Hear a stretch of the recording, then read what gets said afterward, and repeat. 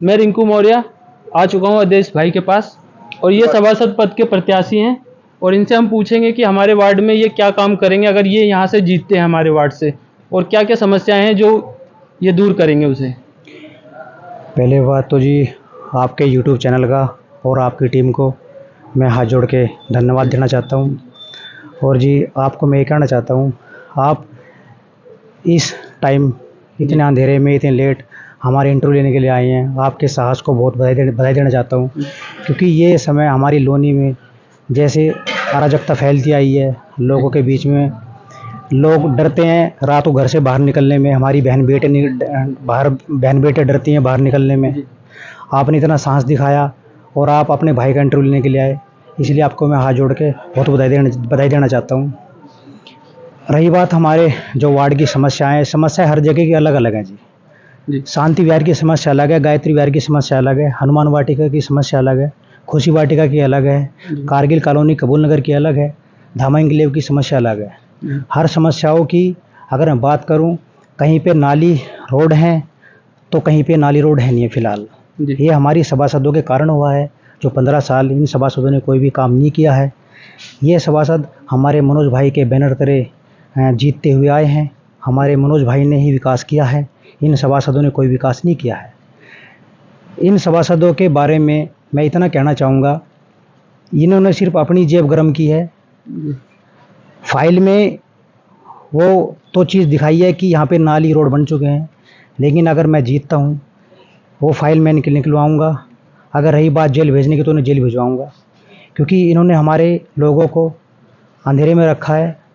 हमारे लोग, कॉलोनी के लोग, हमारे वार्ड के लोग बहुत सीधे साधे भोले भाले लोग हैं, जागरूक नहीं है, क्योंकि सुबह काम पे जाते हैं, रात को लेट आते हैं।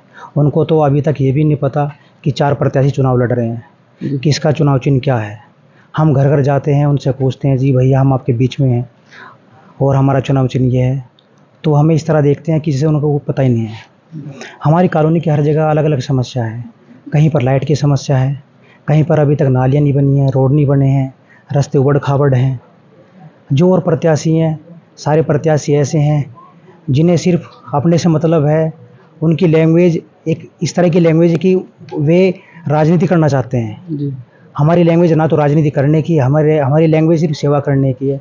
मुझे अपनी जो हमारी कॉलोनी की हमारी छोटी बहनें हैं, माताएं हैं, हमारे छोटे भाई हैं, मुझे उनकी शिक्षा पर, रोज़गार पर और सुरक्षा पर काम करना है।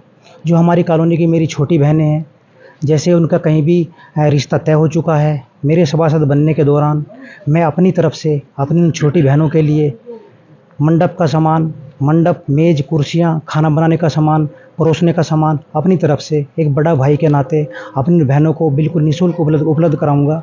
और जो हमारी कॉलोनी में मेरे छोटे भाई बहनें हैं, जो चाहते हैं दूसरे प्रत्याशी कि ये सिर्फ मजदूरी करे, हमारी कॉलोनी के हमारे छोटे भाई बहन, हमारे बच्चे, मैं ऐसा देखना नहीं चाहता।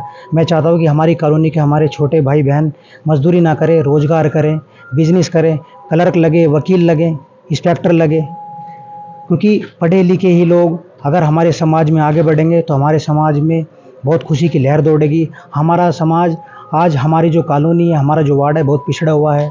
हमारे वार्ड में आज इतनी गंदगी छाई हुई है हर जगह।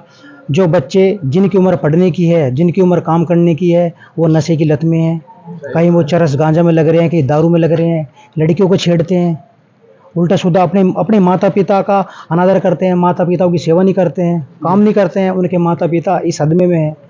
किसी किसी के माता पिता तो, मुझे आप ये बताओ, जिनके माता पिता ये देखते हैं कि जो हमने गुजारा करा है, जो जैसी हमने रूखी सूखी खाई है, हम अपनी रूखी सूखी खा लें, लेकिन अपने बच्चों को हम ऐसा कर दें कि जैसा गरीबी में भले ही हमने जन्म लिया है, हमारे बच्चे गरीब ना रहें, हमारे बच्चे हमें संभालें।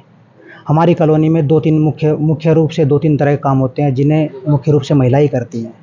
पहला काम तो जो है चूने का काम महिलाएं करती हैं, दूसरा काम तार छीनने का काम महिलाएं करती हैं, तीसरा काम चार्जर फोड़ने का काम महिलाएं करती हैं। हमारी वार्ड में महिलाओं का दामोदर इतना ज़्यादा है कि पुरुष ना काम करके ज़्यादा महिलाएं काम करती हैं। मैं अगर उनके हाथ पांव देखता हूं तो मेरा भी रोम रोम खड़ा हो जाता है। मैं सोचता हूं कि हमारी महिलाएं आज जो अपने बच्चों के लिए इतना कर रही है, उनके बच्चे उनके लिए 1% भी उनकी उम्मीदों पर खरा नहीं उतर रहे हैं। एक माँ बाप अपने बच्चों के लिए पेट पेट काट के जैसे तैसे करके अपने बच्चे का भविष्य बनाने के लिए उन्हें पढ़ाते हैं, लिखाते हैं, लेकिन वे बच्चे आज उस गलत संगत में फंस चुके हैं जो कॉलोनी के बच्चे भाई जिंदाबाद, आदेश भाई जिंदाबाद, जो हमारी जीतेगा भाई जीतेगा, हमारे जैसा कसाओ, आदेश भाई कसाओ। जो हमारी कॉलोनी के हमारे छोटे बहन भाई हैं, वे सरकारी स्कूल में पढ़ते हैं। चलो सरकारी स्कूल की फ़ीस 3 महीने की 100 रुपये होगी, 150 रुपये होगी, पर लेकिन कोचिंग की फ़ीस अगर एक 12वीं क्लास के बच्चे की अकाउंट की फ़ीस लगा ले या मैथ की फ़ीस लगा ले, वो 1000 रुपये होती है अगर आदमी लोकल में पढ़ता है। तो मैंने अपने छोटे भाई बहनों के लिए सोचा है कि अगर मैं सभासद बनता हूँ, अपने छोटे भाई बहनों की कोचिंग की फ़ीस अच्छे टीचर लगा के आधी फीस मैं अपनी तरफ से दूंगा, ताकि हमारी कॉलोनी में हमारे छोटे भाई बहनों का भला हो सके। इसके लिए तो भाई के लिए ताली बजा दो एक बार। भाई जिंदाबाद। जो हमारी कॉलोनी की मेरी छोटी बहनें हैं जिनका रिश्ता तय हो चुका है जी, और उनके घर ऐसे हैं जो अब भी गड्ढे में हैं, जिनके ना तो कोई कागज़ बने हैं, रजिस्ट्री तक नहीं है, जो दूसरे प्रत्याशी में हमारे सामने खड़े हैं, दबंग हैं वो जी। लेकिन मैं उनसे ये कहना चाहता हूँ कि दबंग उन बहनों का भाई भी आज ऐसा है कि अपनी बहनों पर कोई भी अत्याचार होने नहीं दूंगा। हमारी कॉलोनी में हर जगह CCTV कैमरे होंगे। मैं अपनी तरफ से, अगर मुझे सरकार ये सुविधा नहीं देती कि हर जगह कहीं खंभों पर लाइट हो, तो मैं अपनी तरफ से हर खंभों पर लाइट भी लगाऊंगा, ताकि हमारी बहन बेटियां जो 7 वाली में, 8 वाली में, 9 वाली में जो काम करके आती हैं, उनको आने जाने में कोई दिक्कत ना हो, परेशानी ना हो, वो लाइट में आए जाएं, ताकि उन्हें अंधेरे का कोई सामना ना करना पड़े। अगर मेरी कोई बहनों को कोई भी मनचला या कोई भी सरीफिरा या कोई भी नशेड़ी गंजेड़ी उन्हें छेड़ता है, परेशान करता है, तो वो अपने आदेश भाई को बड़ा भाई समझ के मुझे फ़ोन करे। मैं उनका इलाज कानून के द्वारा, पुलिस के द्वारा करना जानता हूँ। जो हमारी कॉलोनी की मेरी छोटी बहनें हैं, जिनकी शादी में एक माँ बाप चाहते हैं कि हमारी बेटी की शादी धूमधाम से हो, लेकिन उनकी स्थिति ऐसी हो नहीं पाती है कि वो अपनी बच्ची की शादी धूमधाम से कर सके।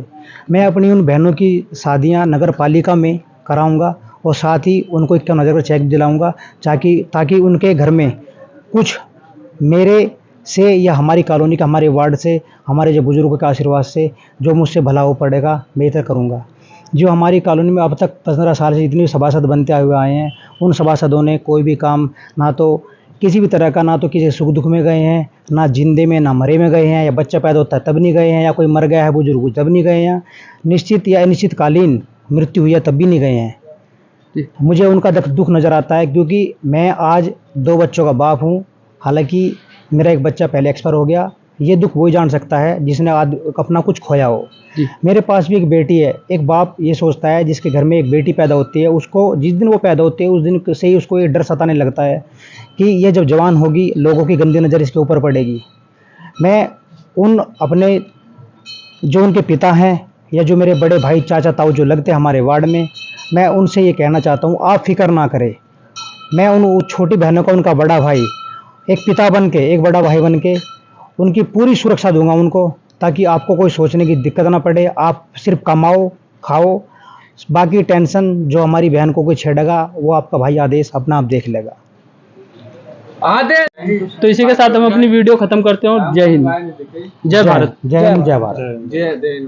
राष्ट्रीय लोक दल जिंदाबाद, राष्ट्रीय लोक दल जिंदाबाद। मोहन लगेगी, मोहन लगेगी।